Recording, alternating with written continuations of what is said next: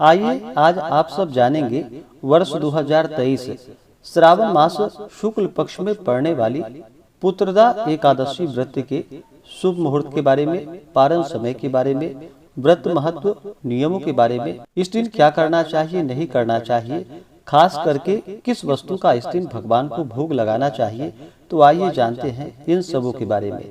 आप सभी भक्तों को श्रावण मास की पुत्रदा एकादशी व्रत की ढेर सारी शुभकामनाएं। आप सभी के जीवन में लक्ष्मी नारायण की कृपा से आप सभी को सभी प्रकार के सुख और समृद्धि की प्राप्ति हो। पुत्रदा एकादशी का व्रत जो कि वर्ष में 2 बार मनाया जाता है।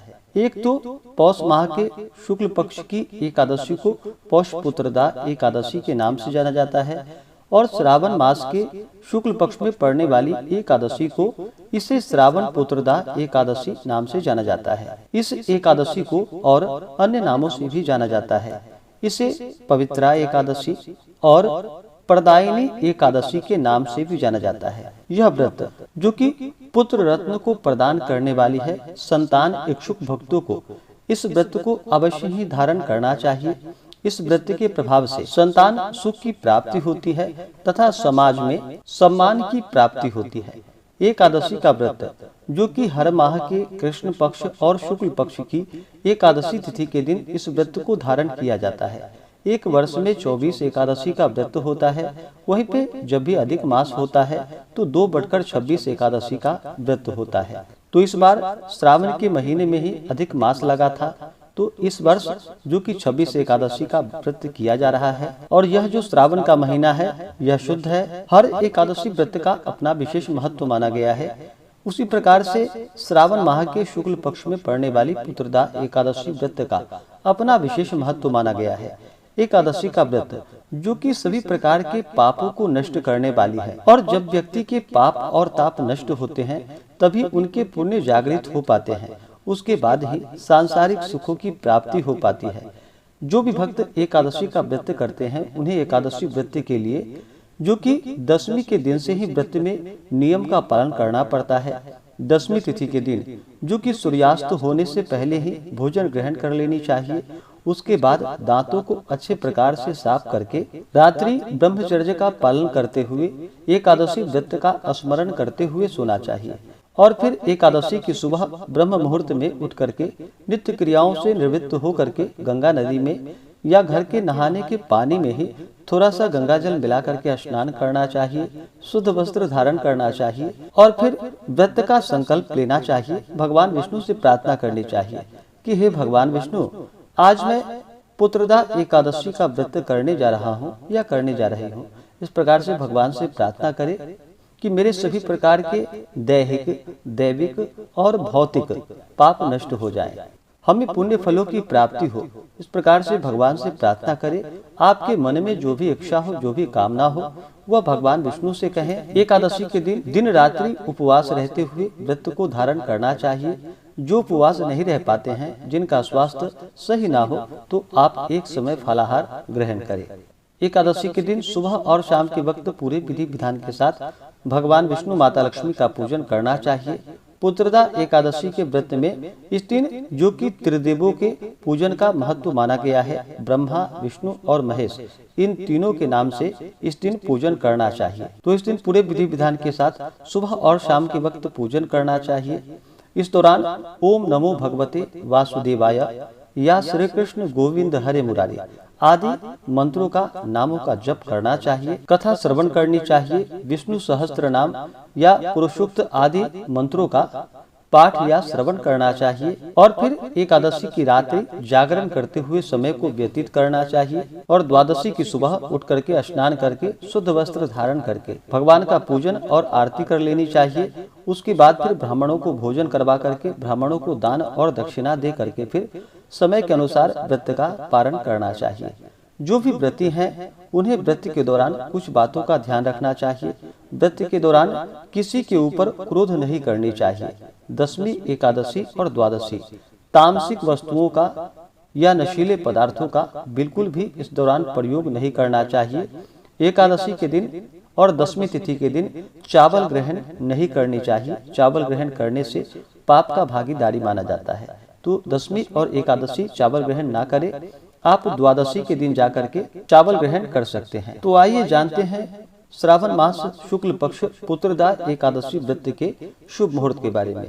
इस बार एकादशी तिथि प्रारंभ समय 26 अगस्त 2023 दिन शनिवार रात्रि 12:09 और एकादशी तिथि की समाप्ति होगी 27 अगस्त 2023 दिन रविवार रात्रि 9:34 पे। एकादशी तिथि की समाप्ति है और द्वादशी तिथि की समाप्ति जो कि 28 अगस्त 2023 दिन सोमवार शाम 6:24। तो हमें सूर्योदय व्यापनी के अनुसार जो एकादशी व्रत के लिए समय प्राप्त हो रहा है और द्वादशी युक्त वह समय 27 अगस्त 2023 दिन रविवार को प्राप्त हो रहा है। तो सभी इस दिन व्रत को धारण करेंगे और इस व्रत के नियम का पालन जो कि दशमी तिथि 26 अगस्त 2023 दिन शनिवार को सभी दशमी दिन के नियमों का पालन करेंगे। 27 अगस्त को व्रत धारण करेंगे और व्रत का पारण 28 अगस्त को किया जाएगा। पारण का जो समय होगा 28 अगस्त को वह समय सुबह 5:57 से सुबह 8:31 तक पुत्रदा एकादशी व्रत का पारण किया जाएगा। 28 अगस्त को 27 अगस्त को जो सूर्योदय का समय होगा वह समय सुबह 5:36 और सूर्यास्त शाम 6:22 होगा। 27 अगस्त को जो राहु काल का समय है वह समय शाम 4:46 से शाम 6:22 तक राहु काल का समय होगा। राहु काल समय के दौरान कोई भी शुभ कार्य या पूजन आदि का कार्य नहीं करना चाहिए। यह लाभप्रद नहीं होता है, इस बात का ध्यान रखें। और अगले दिन 28 अगस्त को राहु काल का जो समय होगा वह समय सुबह 7:12 से सुबह 8:48 तक राहु काल का समय होगा। आप सब व्रत का जो पारण करेंगे 28 अगस्त को समय जो कि सुबह 5:57 से सुबह 8:31 है, लेकिन सुबह 7:12 से राहु काल समय भी प्रारंभ है। तो सभी व्रत का पारण जो कि सुबह 5:57 से लेकर के सुबह 7:10 तक सभी व्रत का पारण कर ले तो बड़ा ही पुण्य फलदायी होगा। पुत्रदा एकादशी के व्रत में इस दिन भगवान विष्णु माता लक्ष्मी का पूरे विधि विधान के साथ पंचोपचार या षोडशोपचार पूजन विधि के द्वारा इनका पूजन करना चाहिए। कथा श्रवण करनी चाहिए, स्तोत्र आदि का पाठ या श्रवण करनी चाहिए। इस दिन भगवान विष्णु को जो कि उनका जल से अभिषेक करे, पंचामृत से अभिषेक करे, शुद्ध गंगा जल से अभिषेक करे, भगवान विष्णु को पीला वस्त्र चढ़ाएं, यज्ञोपवीत चढ़ाएं, पीला पुष्प चढ़ाएं, पीला चंदन चढ़ाएं, तुलसी दल अवश्य ही भगवान विष्णु को अर्पित करें। रविवार के दिन इस बार एकादशी का व्रत है, तो जो भी व्रत धारण करने वाले हैं आप तुलसी पत्र जो कि पहले से ही तोड़कर रख ले तो बड़ा ही पुण्य फलदायी होगा। रविवार के दिन तुलसी पत्र नहीं तोड़नी चाहिए।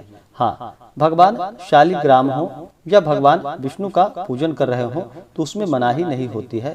भगवान शालिग्राम, भगवान सत्यनारायण, भगवान विष्णु पूजन कर रहे हो तो उसमें तुलसी पत्र आप किसी भी दिन तोड़ सकते हैं, इसमें कोई दिक्कत नहीं है। तो इस दिन भगवान को तुलसी पत्र अवश्य ही चढ़ाएं। बिना तुलसी पत्र के भगवान विष्णु या भगवान श्री कृष्ण उस पूजन को स्वीकार नहीं करते हैं। उसके बाद भगवान को तिल अर्पित करे, काले तिल चढ़ानी चाहिए। भगवान विष्णु को अक्षत नहीं चढ़ाया जाता है, इस बात का ध्यान रखें।